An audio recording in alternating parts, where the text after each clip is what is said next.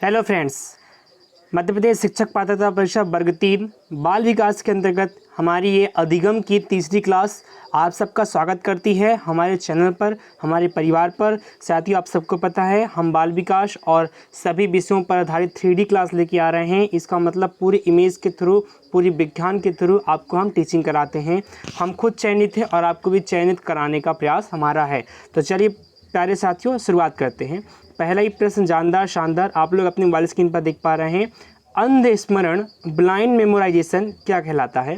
Blind memorisation is called, अब ध्यान से समझना प्यारे मित्रों, अंध स्मरण मतलब ऐसी स्मृति जिसमें हम जो है किसी भी चीज़ को एज इट इज़ ले लेते हैं।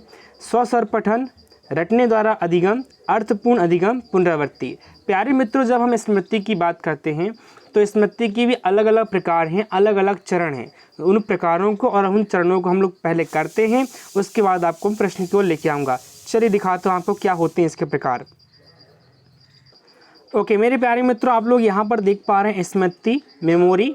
जब हम स्मृति के प्रकार की चर्चा करते हैं ना प्यारे मित्रों, तो आप लोग देख पा रहे हैं तात्कालिक स्मृति, इमीडिएट। दूसरा स्थायी स्मृति, परमानेंट। थर्ड है सक्रिय स्मृति, एक्टिव स्मृति। और चौथा है रिटर्न स्मृति, रोट स्मृति। अब समझना प्यारे मित्रों, जब हम ये चारों प्रकारों की चर्चा करते हैं ना, इनको आप रहने दो, इन चारों प्रकार को देखो पहले आप लोग। तात्कालिक स्मृति मतलब तुरंत आपका दिमाग क्लिक कर लेता है किसी भी चीज़ को।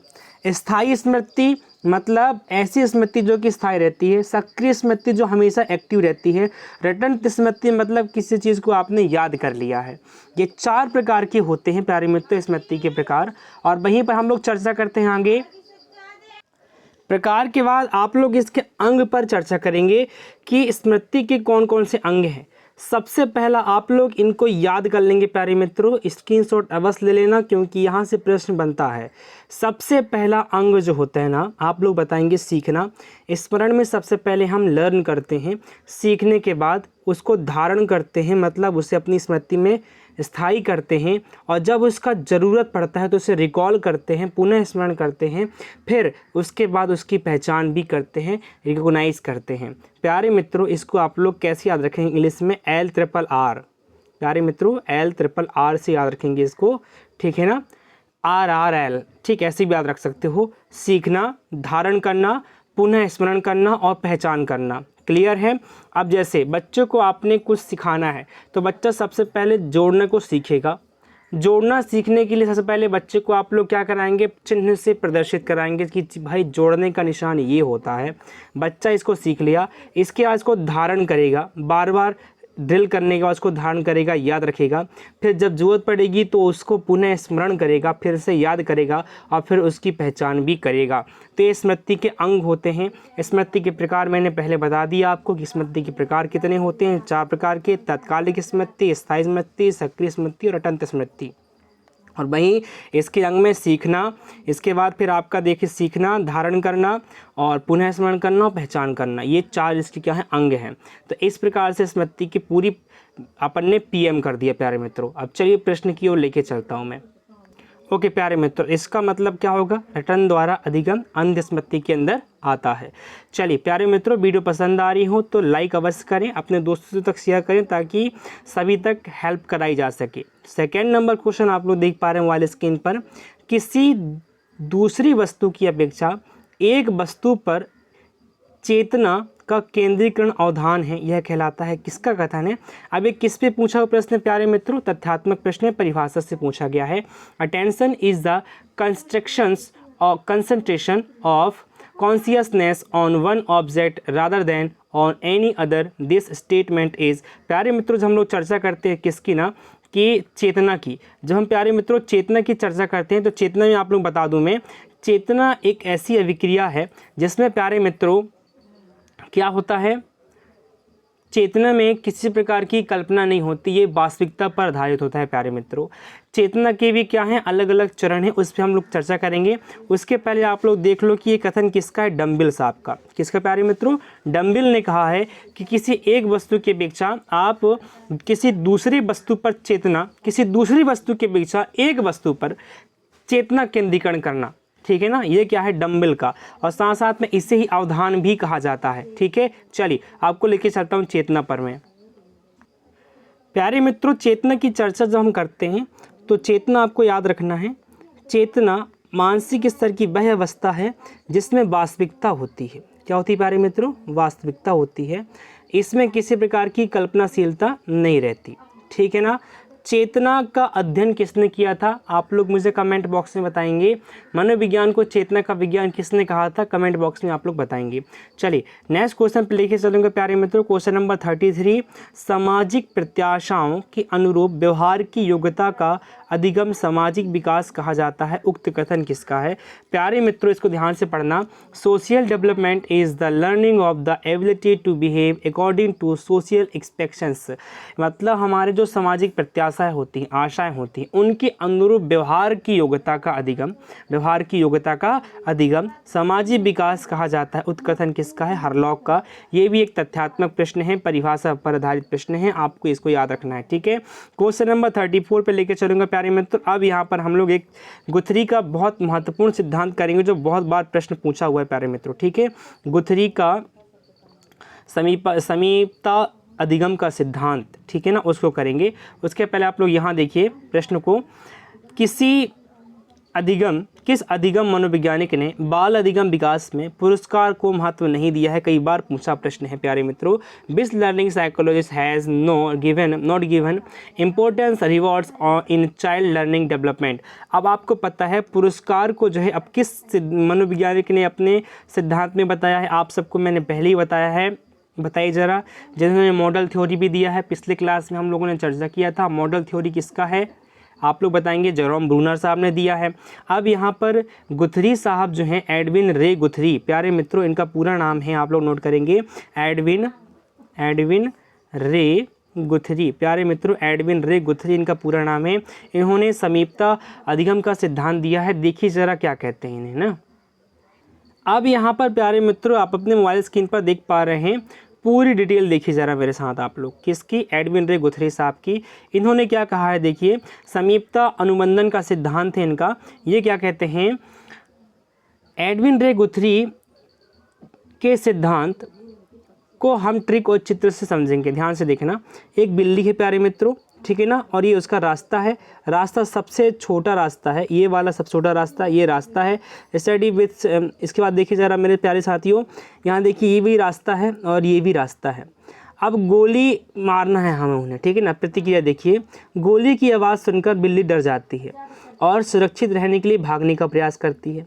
भागने के प्रयास में वह छोटे रास्ते का चुनाव करती है, ये वाले छोटे रास्ते का चुनाव करती है, ठीक है, ताकि जल्दी से वह सुरक्षित जगह पहुंच सके।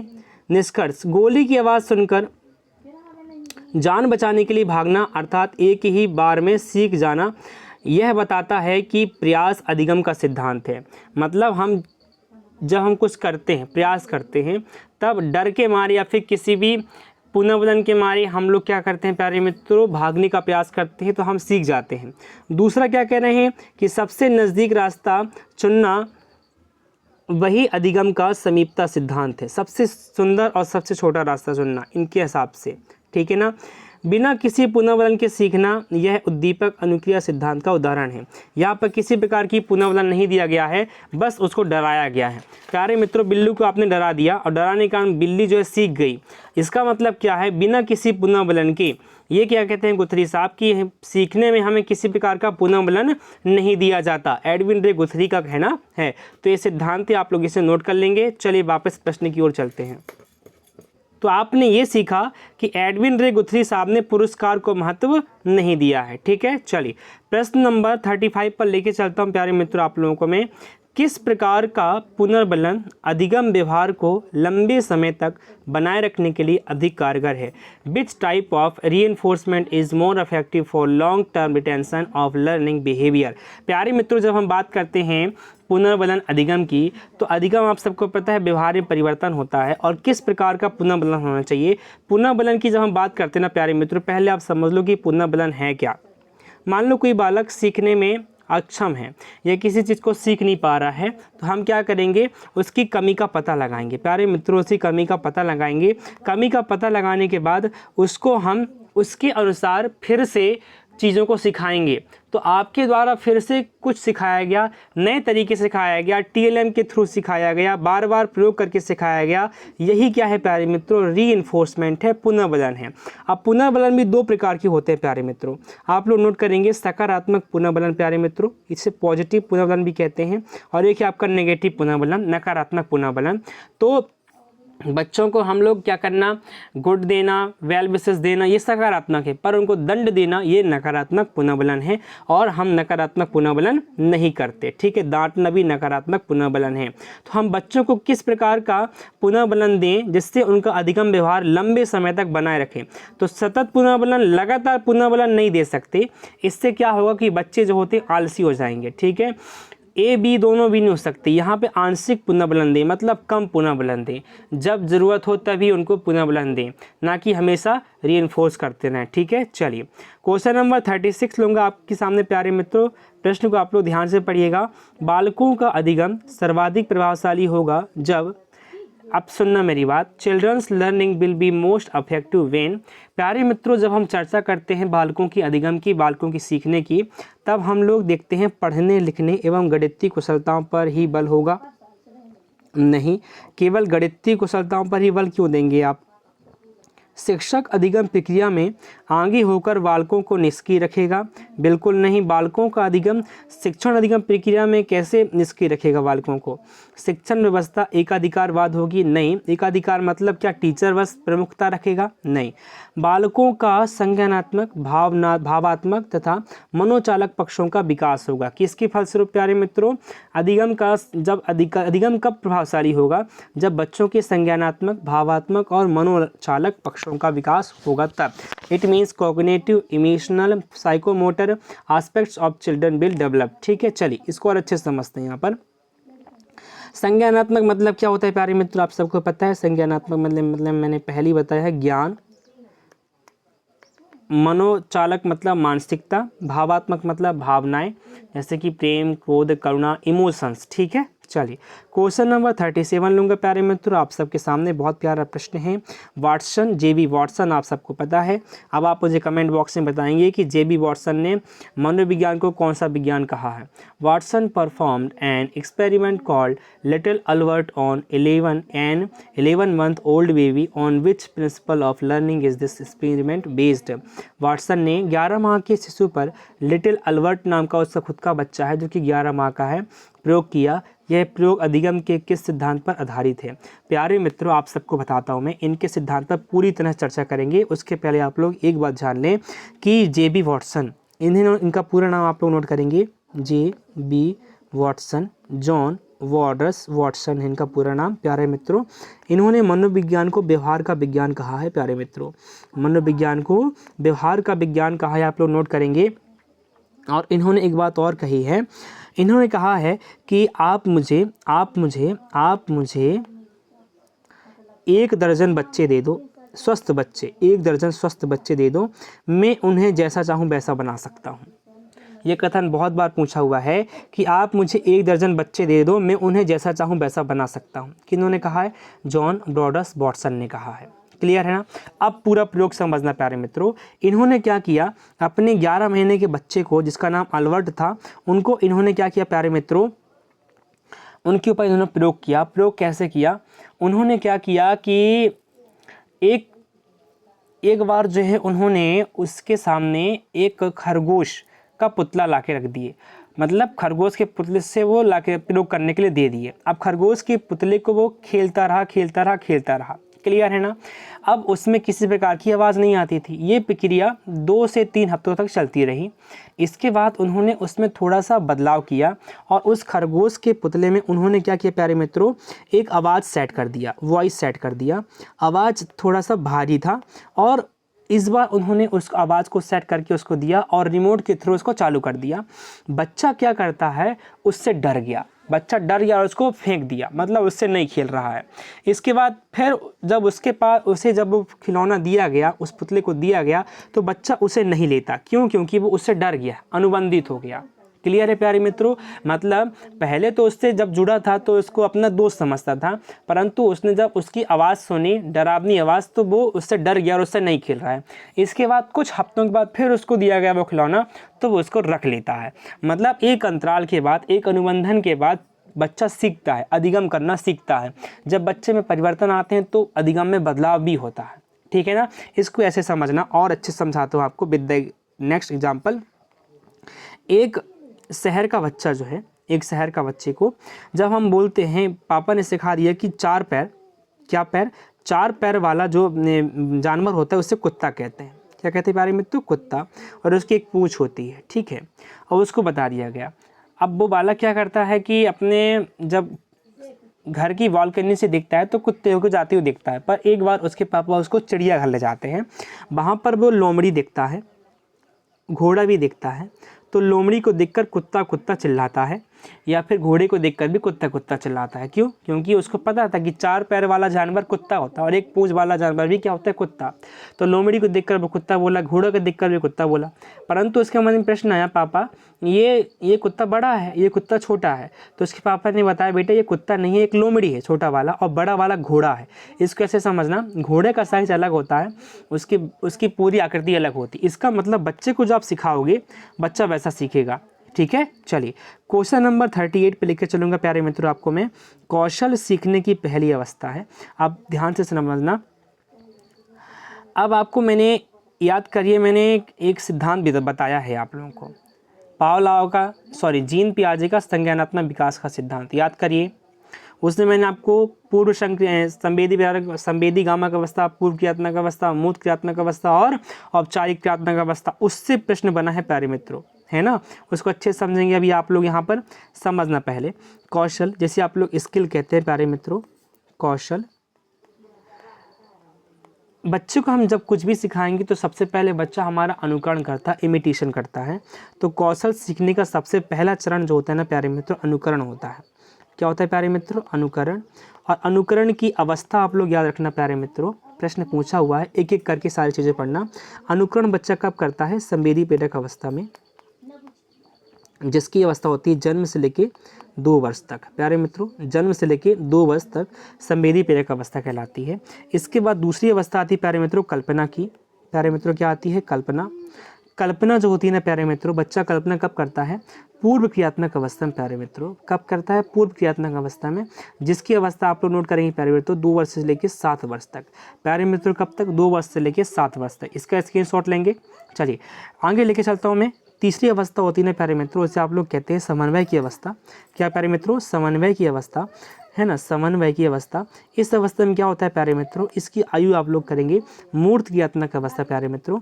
मूर्त क्रियात्मक अवस्था ये होती है प्यारे मित्रों 7 वर्ष से लेके 11 वर्ष तक की आयु प्यारे मित्रों। 7 वर्ष से लेकर 11 वर्ष तक की आयु, इस अवस्था में बच्चा बाल्यावस्था में होता है और चीज़ों में समन्वय साबित करना चाहता है।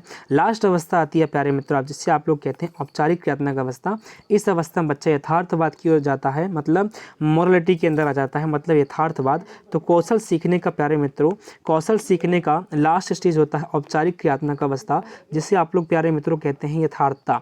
तो एक एक करके चीज़ों को समझना प्यारे मित्रों। जब हम बात करते हैं कौशल सीखने की पहली अवस्था की, तो सबसे पहली अवस्था आती है अनुकरण, और ये अवस्था होती है प्यारे मित्रों जन्म से लेकर 2 वर्ष तक की। जन्म से लेकर 2 वर्ष तक की अवस्था कहलाती है प्यारे मित्रों, इसे अपन लोग कहते हैं पूर्व संवेदी प्रेरक अवस्था। प्यारे मित्रों क्या कहते हैं? संवेदी प्रेरक अवस्था।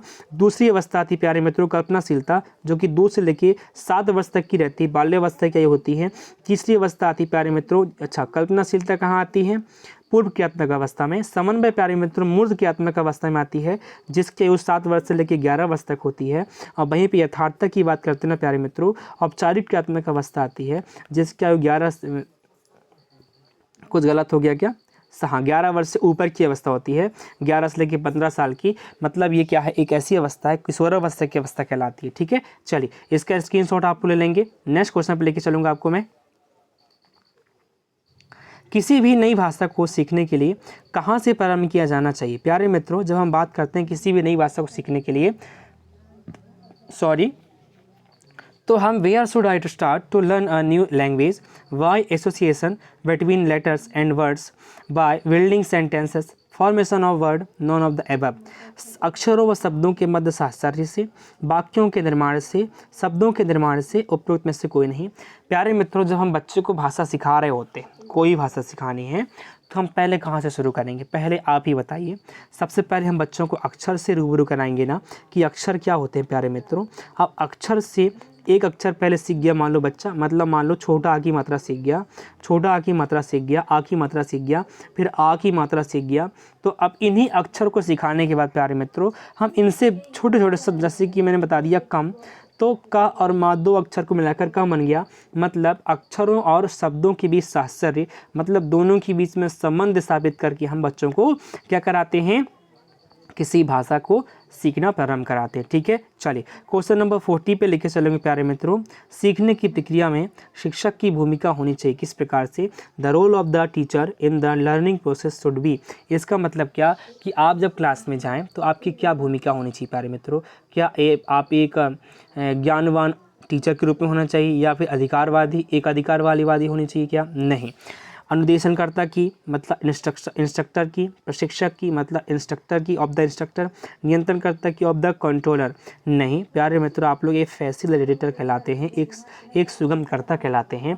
मतलब बच्चों के लिए सब चीज़ों को सिंपल और साधारण करके प्रस्तुत करना आपका कार्य होता है, सारी चीज़ों को सरल बनाना आपका कार्य होता है। ठीक है, चलिए क्वेश्चन नंबर 41 लूँगा प्यारे मित्रों आपके साथ में। Which of the following has the least chance of constructing. निम्न में से अनुबंधन की सबसे कम संभावना किस स्थिति में होगी? मतलब बॉन्डिंग किस में कम होगा, मतलब किस में संयोजन कम होगा? विलंबित अनुबंधन नहीं, डिलेड मतलब टाइम लेके, जिस समय करना है अनुबंधन उस समय ना हो, देरी पर हो या जल्दी हो जाए। सहकालिक साथ साथ में, मतलब घंटी बजी और भोजन मिल जाए नहीं।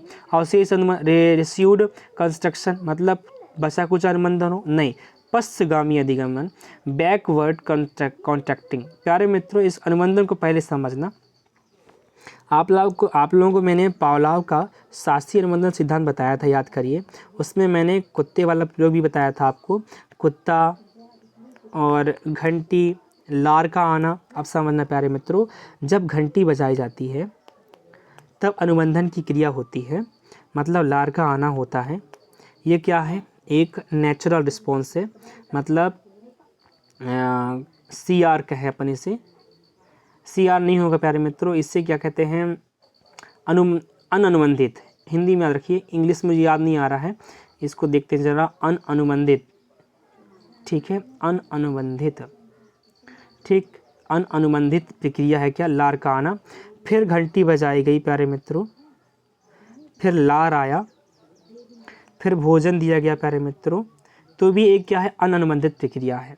ठीक है, पर प्यारे मित्रों जब हम बात करते हैं तीसरी बार जब घंटी बजाई गई तो लार जो आया ये एक अनुबंधित प्रक्रिया है। पूछे क्यों? क्योंकि प्यारे मित्रों घंटी बजते ही लार का आना मतलब क्या? एक अनुबंधित प्रक्रिया हो गई। मतलब कुत्ते को पता चल गया कि क्या मिलने वाला है? भोजन मिलने वाला है। मतलब वो घंटी के साथ क्या हो गया? कनेक्टेड हो गया। ठीक है प्यारे मित्रों, ठीक। कंडीशनल रिस्पॉन्स कहते हैं इसे, CR, और ये CS कहलाते हैं कंडीशनल स्टिमुलस, मतलब अनुबंधित उद्दीपक। ठीक है प्यारे मित्रों, उद्दीपक। और भोजन जो है ये एक नेचुरल उद्दीपक है। ठीक है, चलिए तो मान लीजिए आपने घंटी बजाई, घंटी बजाने के बाद आपने उसको भोजन, लार आया प्यारे मित्रों, घंटी बजाने के बाद उसके लार आया, तो लार का आना एक शुरुआत में तो अनुबंधित क्या है? अनुक्रिया है, पर बार बार करने के बाद क्या होगा? वो अनुबंधित हो जाता है, और फिर घंटी बजाने पर उसका लार आना एक क्या है? अनुबंधित प्रक्रिया होगी, फिर भोजन देंगे। क्लियर है? पर घंटी बजाने के बाद आपने बहुत देर तक भोजन नहीं दिया तो क्या होगा? विलंबित होगा, मतलब लंबा समय हो गया। ठीक है, इसलिए घंटी बजाएं और कुछ देर के बाद उसे क्या करें? भोजन दें, मतलब पश्चगामी अनुबंधन, जिससे अधिगम की प्रक्रिया होगी। इसको आप कैसे समझेंगे? आप समझना, एक कक्ष की प्रक्रिया बताता हूँ आपको प्यारे मित्रों। एक बार क्या होता है कि एक टीचर जो होते हैं ना, जब भी क्लास में आते हैं, आने के बाद सबसे पहले सारे बच्चों को खड़े करते हैं और सबको भड़ाभड़ मारते हैं, डंडे मारते हैं। ठीक है ना? दूसरे दिन भी यही करते हैं, तीसरे दिन भी यही करते हैं, चौथे दिन भी यही करते हैं, पाँचवें दिन भी यही करते हैं। छठवें, सातवें, आठवें दिन क्या होता है कि टीचर आने ही वाले होते हैं, उनकी घंटी बजती और सारे बच्चे खड़े हो जाते हैं कि भाई आज टीचर आएंगे और मारेंगे हमें। पर उस दिन टीचर नहीं आते, बहुत टाइम तक सारे बच्चे खड़े रहते हैं पर टीचर नहीं आती, ठीक है ना। फिर वो बैठ जाते हैं। दूसरे दिन भी यही होता है, तीसरे दिन भी यही होता है, चौथे दिन क्या होता है, जैसे उनका पीरियड आता है बच्चे खड़े नहीं होते, उनको पता लग जाता है कि ये टीचर नहीं आएंगे। इसके पहले वो अनुबंधित हो चुके थे कि भाई टीचर आते हैं और हमें मारते हैं। क्लियर है ना फ्रेंड्स? ठीक। अब जब चौथे दिन नहीं आए तो सारे बच्चे बैठे रहे, उनको पता था कि टीचर नहीं आ रहे हैं, 4 दिन हो गए। तो और चौथे दिन क्या, वो टीचर फिर से टीचर आ गए, लेट आए और आके और सबको भड़ाभड़ मारे। मतलब क्या, एक अनुबंधित क्रिया है। ठीक है, चलिए हम करके सीखते हैं किसने कहा है, बहुत प्यारा प्रश्न है। बीलन by doing said by doctor Mace नहीं, योकम नहीं, सिम्पसन का कहना है। कॉल्सनिक ने अलग कथन कहा है। ये एक परिभाषा है, आप लोगों को इसको याद रखना है। ठीक है प्यारे मित्रों, क्वेश्चन नंबर 43 पे लेके चलूँगा मैं। पुनर्वलन निम्नलिखित में से किस प्रक्रिया का भाग है? Reinforcement is a part of which of the following process. जब हम बात करते हैं ना प्यारे मित्रों पुनर्वलन की, आप सबको पता होना चाहिए, शिक्षण का नहीं, अनुदेशन का नहीं, अधिगम का। अधिगम की प्रक्रिया में, लर्निंग की प्रक्रिया में प्यारे मित्रों हम लोग पुनर्वलन को शामिल करते हैं। क्यों शामिल करते हैं? मान लो कोई बच्चा यदि सीखने में कम है या सीखने में उसकी स्तर कम देखने को मिलता है, तो हम अलग अलग तरीक़ों से उसके सीखने के स्तर को बेहतर बनाने का प्रयास करते हैं। इसे ही रीइंफोर्समेंट कहते हैं। ठीक है, चलिए आगे लेके चलूँगा प्यारे मित्रों। व्यवहार का करना पक्ष डैश में आता है। ध्यान से देखना प्यारे मित्रों। The doing side of behaviour comes in dynamic areas of learning, emotional areas of learning, psychological areas of learning, cognitive areas of learning. जब हम बात करते हैं व्यवहार का करना, तो सीखने के गतिक क्षेत्र के अंतर्गत आता है। मतलब बच्चा जो सीख लिया उसको जब व्यवहार में रूपांतरित कर लेता है तो वही उसका गतिक क्षेत्र कहलाता है। ठीक है, चलिए क्वेश्चन नंबर 45 पे लेकर चलूँगा प्यारे मित्रों आपको मैं। किस मनोवैज्ञानिक के अनुसार सीखने का मतलब ज्ञान का निर्माण करना है? According to which psychologist learning means building knowledge. Skinner का नहीं, स्किनर साहब ने तो कहा है कि सीखना व्यवहार में उत्तरोत्तर परिवर्तन है। मैंने वही बताया था आपको, कल की क्लास में मैंने बताया था, सीखना व्यवहार में उत्तरोत्तर परिवर्तन है। थॉर्नडाइक ने नहीं, लेवास्किन ने तो सीखने को सामाजिकता का सिद्धांत कहा है। जीन पियाजे संज्ञानात्मकता का सिद्धांत दिया है ना, तो आपको पता होना चाहिए सीखना ज्ञान का निर्माण करना है, जीन पियाजे साहब का है। ठीक है ना, आपको पता होना सीखने का सिद्धांत, संज्ञानात्मक विकास का सिद्धांत जीन पियाजे का है, इसलिए इसका उत्तर आपका किसका हो जाएगा? पियाजे साहब का। ठीक है, 46 नंबर प्रश्न पे आपको लेकर चलेंगे प्यारे मित्रों। वह गत्यात्मक बल जो बालक के व्यवहार को ऊर्जा देता है और वह सीखने की क्रिया करता है, वह है the dynamic force that gives energy to the child behaviour and that is the process of learning is. प्यारे मित्र एक बार और समझना, वह गत्यात्मक बल जो बालक के व्यवहार को ऊर्जा देता है और वह सीखने की क्रिया करता है, लक्ष्य है, प्रबल प्रेरणा है, अवरोध है, सभी विकल्प सही हैं। बिल्कुल ध्यान से देखना प्यारे मित्रों, जब हमारा कोई लक्ष्य होता है तो हम सीखते हैं, इसके साथ साथ मोटिवेशन मिलता है तो भी सीखते हैं, और कुछ अवरोध आता है तो भी सीखते हैं। इसका मतलब सीखने के लिए गत्यात्मक बल जो तीनों काम करे, उपरोक्त में से सभी आ जाएगा। ठीक है, क्वेश्चन नंबर 47 लूँगा प्यारे मित्रों आपके साथ में। अधिगम सर्वोत्तम होगा, अधिगम सर्वोत्तम कब होगा प्यारे मित्रों? Learning will B best when बुद्धि होगी तभी होगा, बिल्कुल सही है। अनुशासन होगा तब भी होगा, अभिवृत्ति होगी तब भी होगा, अभिप्रेरणा होगी तब, मोटिवेशन। बच्चा जब तक खुद से तैयार ना रहे, मोटिवेट ना रहे, तब तक अधिगम सर्वोत्तम नहीं हो सकता प्यारे मित्रों। अभिप्रेरणा में ये सब आ जाएंगे, बुद्धि भी जाएगी, अनुशासन भी जाएगा, अभिवृत्ति भी जाएगी। ठीक है, चलिए क्वेश्चन नंबर 48 लूँगा आपके साथ प्यारे मित्रों। अधिगम की शुरुआत किसी बाधा को दूर करने अथवा नवीन परिस्थितियों में अपने समायोजन को लेकर होती है। इसके माध्यम से व्यवहार में उत्तरोत्तर परिवर्तन होता है। प्यारे मित्रों, जब हम बात करते हैं learning begins with the removal of an obstacle of its adjustment to new situations through while there is the gradual change in behaviour. एक बार और पढ़ेंगे प्यारे मित्रों प्रश्न को। अधिगम की शुरुआत किसी बाधा को दूर करने अथवा नवीन परिस्थितियों में अपने संयोजन को लेकर होती है, बिल्कुल सही है। इसके माध्यम से व्यवहार में उत्तरोत्तर परिवर्तन। क्रू एंड को साहब का है, आपको ये क्लियर होना चाहिए। क्रू एंड को साहब ने आदत, अभिवृत्ति और ज्ञान का अर्जन ही बताया है अधिगम को। ठीक है, चलिए क्वेश्चन नंबर सेकेंड लास्ट उनका प्यारे मित्रों। निम्न में से कौन सीखने को सही स्तर है? सीखने का सही स्तर तथ्य, ज्ञान प्राप्त करना, सूचना, बोध, प्रज्ञान, बिल्कुल नहीं। तथ्य, सूचना, बोध, बिल्कुल नहीं। तथ्य सूचना, ज्ञान प्राप्ति करना, बोध और प्रज्ञान। प्रश्न को ध्यान से समझिए। सीखने का सही स्तर, हमारे पास कुछ कंसेप्ट होना चाहिए, उससे संबंधित कुछ इन्फॉर्मेशन होनी चाहिए, फिर उसके रिगार्डिंग हम ज्ञान प्राप्त करेंगे, फिर उसकी समझ विकसित करेंगे, फिर उसका प्रयोग करेंगे। ठीक है प्यारे मित्रों, चलिए क्वेश्चन नंबर लास्ट लूँगा प्यारे मित्रों आपके साथ में। जीन पियाजे के ऊपर जो मैंने बहुत बार आपको सिखाया है, जीन पियाजे के संज्ञानात्मक विकास के सिद्धांत में पूर्व संज्ञानात्मक अवस्था जो कि 2 वर्ष से लेकर 7 वर्ष तक की होती है, आप सबको पता है, में विकास का मुख्य गुण क्या है, जिसमें मैंने आपको बताया अभी कल्पना, विचार सोच में केंद्रीकरण, बिल्कुल सही है, आप लोगों को पता होना चाहिए। ठीक, तो ये थी आज की सुपर 20 क्लासेस फ्रेंड्स आपके साथ में। वीडियो पसंद आई हो तो लाइक अवश्य करें, अपने दोस्तों तक ज़्यादा से ज़्यादा शेयर करें और दोस्तों को जोड़ें। मिलता हूँ नेक्स्ट वीडियो में। Thank you so much.